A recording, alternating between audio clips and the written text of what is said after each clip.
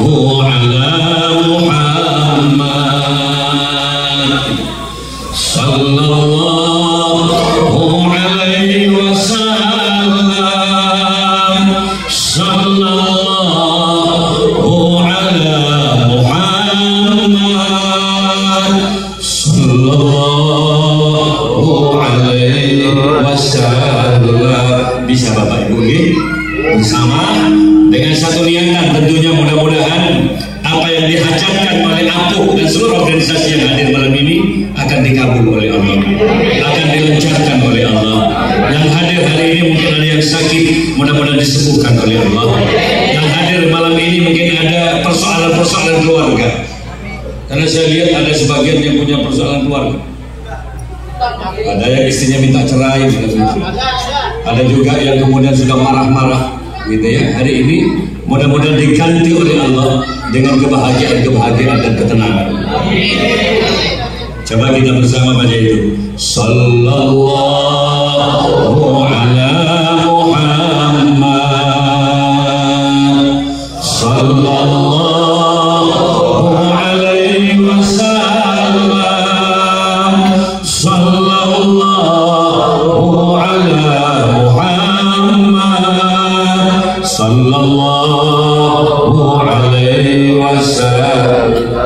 Sampai bisa jadi backing vokal saya pakai mic itu, bisa kan? Lagunya ini nggak apa. Anta syamsun, anta badrun, anta nurun, sawta nuri, anta iksiru ali, anta misbahus suduri. Moga bersama. Sallallahu ala Muhammad. Ya Allah, selamatkan semuanya yang hadir hari ini ya Allah. Selamatkan dari berbagai macam bencana, bencana penyakit, bencana angin puting beliung, bencana gempa tektonik, karena Engkau lah yang Maha menyelamatkan segalanya.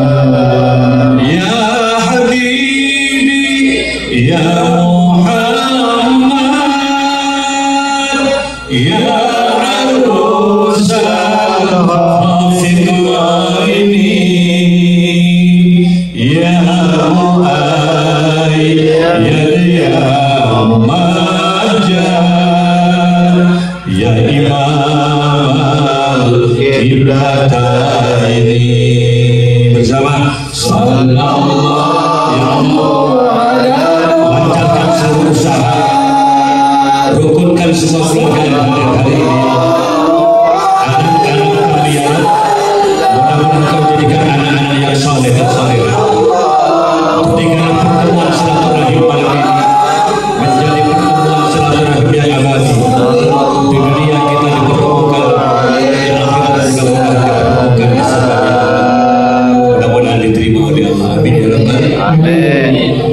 Nah, dari selawat yang kita baca, maka ada satu hal yang patut kita tiru dari sifat-sifat Rasulullah itu. Apa? Syakirun.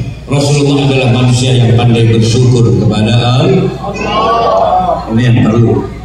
Sebab orang yang kafir, orang yang kemudian banyak maksiat kepada Allah, itu nyata betul bahwa dirinya sebenarnya lupa, lalai syukur dia kepada Allah Subhanahu wa taala. Tapi yang pertama, kalau kita pikirkan, kita tercipta dari makhluk yang paling hina. Manusia dicipta oleh Allah dari sperma. Kalau saya urut dari Nabi Adam dicipta oleh Allah dari tanah.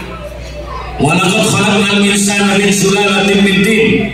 Adam itu dicipta oleh Allah dari tanah. Kenapa Adam dari tanah? Karena filosofinya kalau manusia dicipta dari tanah, ujung-ujungnya ketika mati akan dipendam lagi kembali ke dalam tanah. Minha khalaqnakum wa fiha nu'idukum wa minha nukhrijukum taratan ukhra. Dari tanah Adam dicipta, ke dalam tanah manusia akan dikembalikan. Betul Bapak? Kalau di Mekah meninggal itu kemana? Dipendam di sana. Di Indonesia ada yang berbeda. Kalau di Bali dibakar, Kalau di Seroja itu biasanya kemudian ditaruh di bukit-bukit, dilobangi, dimasukkan gitu dalam keadaan hidup. Tapi apapun itu semua ujung-ujungnya kembali ke tanah. Kalaupun dibakar, manusia itu menjadi debu, dan debunya dihanyutkan ke air, masuknya juga ke dalam tanah. Itulah kita. Kenapa Adam itu dari tanah? Makanya sehebat apapun kita, sebesar apapun harta yang kau miliki, itu semuanya akan menjadi tirkah peninggalan yang akan kemudian diberikan kepada anak dan cucu-cucu kita. Betul Bapak ya? Oleh karena itu sebelum kita meninggal, hati-hati, ingat-ingatlah siapa yang melahirkan kita, ingat-ingatlah juga siapa yang membesarkan kita, ingatlah dari mana kita lahir dan kemana kita bekerja, mestinya kemana juga kita akan pergi. Bapak, saya adalah orang yang sering undangan ke Madura. 1 bulan saya bisa 3 kali undangan, dan 1 kali berangkat itu 5 hari. 5 hari itu biasanya 1 hari 5, 1 hari 5 dari Kedungdung, Muater, Sepuluh, Arus Raya. 1 hari Tanah Merah kemarin kami hadir kemarin dari hallnya Syekh Zainal Abidin Pujuk Cendana yang ada di Kubonya. Lanjut lagi, tidak lagi sekarang ada yang viral itu, ada air yang muncul dari bumi di open yang asalnya tidak ada air, sekarang sudah ada air. Kemarin alhamdulillah, tapi sekarang ada berita lagi yang kurang enak. Kenapa? Ya Allah, mudah-mudahan kau amankan open. Kenapa? Karena sudah mulai muncul batu dan debu langsung muncul ke atas juga. Nah, artinya apa? Saya sering ke sana. Hebat loh Madura. Apanya hebat? Tidak ada bangunan-bangunan yang sudah jelek di Madura. Walaupun saya naik ke Kampak gitu, di Kokok paling ujung Narla, nggak ada bangunan-bangunan yang sederhana. Orang-orang Madura sudah kaya dari sisi bangunannya luar biasa. Bahkan kemarin saya di Arusbaya, saya diundang oleh teman-teman yang ada di mana? Korea, ya. Ini generasi muda Korea, ya. Kerja apa di Korea? Perkapalan, ya. Kami bangun 7 air mata ibu ini, ya. Semua dari urunan orang-orang yang bekerja di Korea. Samping kanannya lagi di atas adalah orang-orang yang dari Arab Saudi. Di Kampak atas juga Arab Saudi. Di Sepuluh juga banyak Arab Saudi. Bangunannya sudah luar biasa. Tapi satu hal yang perlu saya ingatkan, bahwa bangunan-bangunan besar itu hanya tinggal rumah dan orang-orang sepuh di dalamnya. Ketika saya tanya kemana anak, masih ada Arab Saudi, Kiai. Kemana anak ibu? Masih ada di luar negeri, di Malaysia, Kiai. Kemana anak ibu? Ada di Surabaya, ada di Jakarta, ada di Bandung. Artinya apa? Ada orang tua sana yang melahirkan bapak-bapak yang mestinya sampai harus kenal. Kenapa?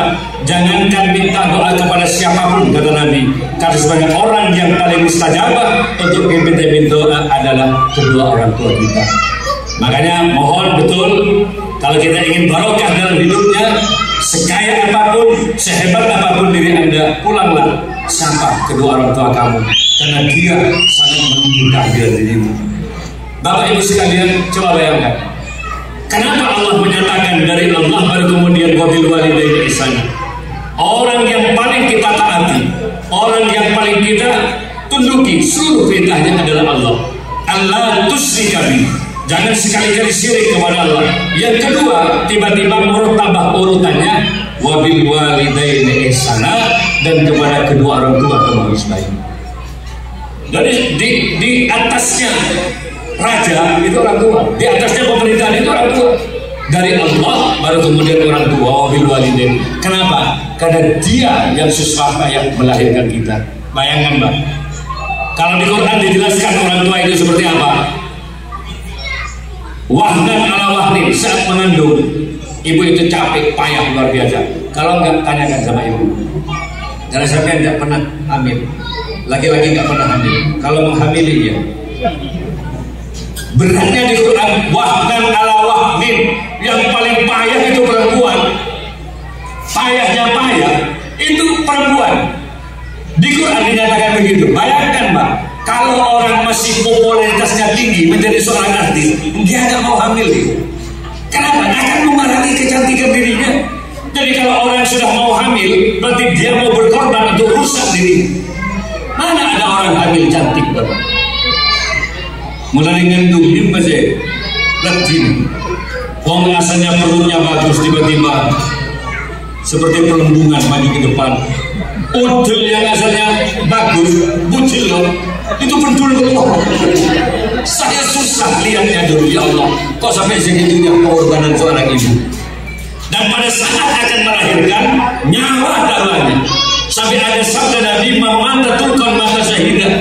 Kalau ada orang perempuan yang meninggal karena melahirkan, syahid loh di hadapan Allah. Pasti dia surga. Kenapa? Ini perjuangan yang tiada darah. Kalau di Indonesia paling kecilnya bayi 2 kilo 6 on. Normal kelahiran bayi itu 3 kilo. Jadi kalau saya bandingkan dengan botol aqua itu, yang saya ambil ini,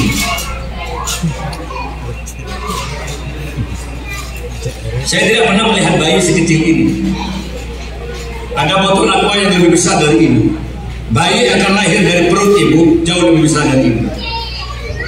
Makanya sampai mendelik ibu melahirkan, mendelik itu Pak. Kenapa? Karena punya bapaknya tidak sebesar ini, yang biasa di situ. Berarti ini sih udah Pak, apa sih kita lihat. Nah, mana yang lebih masa kayak gini? Bayi akan lebih besar dari ini. Masa kepala bayi seperti ini? Begitu juga sudah lebat dengan rambutnya. Makanya kalau di Indonesia, termasuk juga di mana-mana, sebisa mungkin ibu lahir harus disertakan dokter yang menjaganya. Kenapa? Karena ini adalah ujung-ujungnya kematian. Selamat ibunya, terkadang bayinya meninggal. Selamat bayinya, ibunya meninggal. Ibunya meninggal, bayinya selamat. Terkadang dua-duanya sama-sama meninggal. Makanya harus ada dokter spesialis yang paham betul tentang kelahiran. Jadi kalau sudah air ketuban keluar duluan, kering, repot untuk lahir. Makanya kalau ada dokter spesialis yang ahli, masih diputar-putar kepalanya. Ketimbang ibunya meninggal, bayi bisa diselamatkan atau enggak? Ejel tajam Pak, ejel jempol di sini, acar ring ibu. Ya Allah, pelus Pak dokter, sakit. Ketika ditanya, loh pelus sudah apa? Itu bukan rambutnya bayi yang sepian cerita tadi apa? Jadi dulu kalau masih kecil jangan sampai segitunya. Makanya terkadang dicukur duluan semata-mata untuk menyelamatkan bayi. Ini perjuangan yang tidak pernah dilakukan oleh seorang laki-laki.